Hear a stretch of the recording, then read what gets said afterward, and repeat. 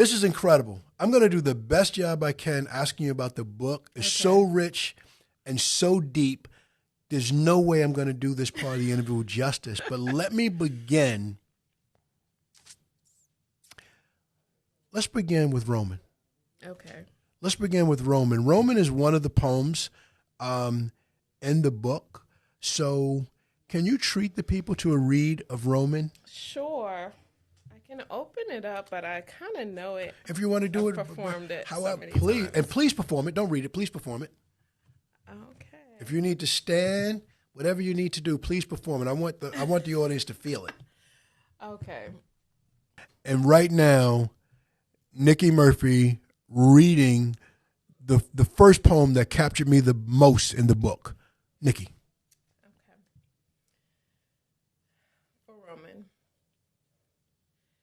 It was a nice campus, but the flowers seemed a little too bright. The other kids in the program a little too white. Then I spotted you. Us, two teens from the same school in a lab with goggles, beakers, real science tools, and experiment. The subjects, me and you, taken out of our element to learn something new, adapting, pouring solution from a beaker to a flask, and when I needed help, I didn't even have to ask. Bonding, we learned how opposites attract and how when separated, magnetic force could pull them right back.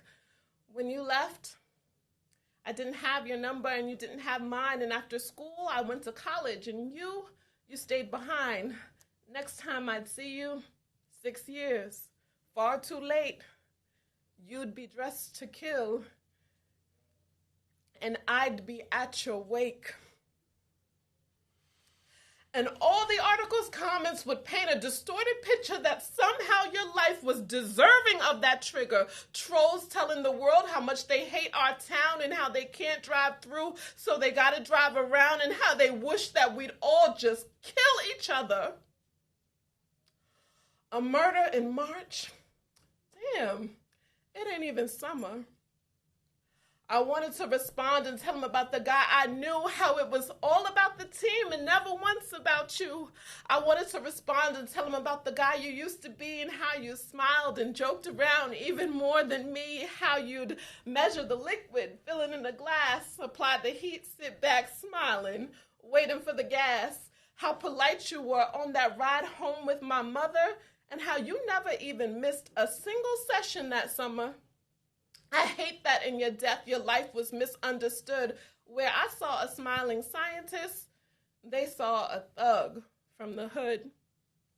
But I know a sinner can be forgiven, so I pray that you are in a lab room in heaven. And maybe it was you that caused that last thunderstorm, that rainbow or day that was a little too warm. Perhaps you're petitioning for every dope boy and trap queen, asking God to shine a light on the rock and hard place they're stuck in between. And while you're up there talking with him, I'll be down here trying to change the world from within. And sometimes I wonder how things would have been if maybe after school you had enrolled at UPenn and studied math or science while the rain falls from a cloud, then come back to the hood and make everybody proud. I wish I would have told you what the counselors told me, that things could be different if you get a degree, and how sometimes you have to leave your comfort zone and go away, even if it means leaving mom at home alone. Until now, I didn't notice how your death affected me, how in the same year that you died, I started mentoring. So now I go into schools without laboratories and tell the kids about the power in their stories. Record them on a tract, act it out in a play, type it up and submit it as a college essay. They smile like you because they got something to say. And to change the world, we gotta fight in more than one way. So I tell the kids that college is popping and how even with no money, they still got a few options. And though it seems like you're signing up for years of strife, a student loan is a small price to pay for a life.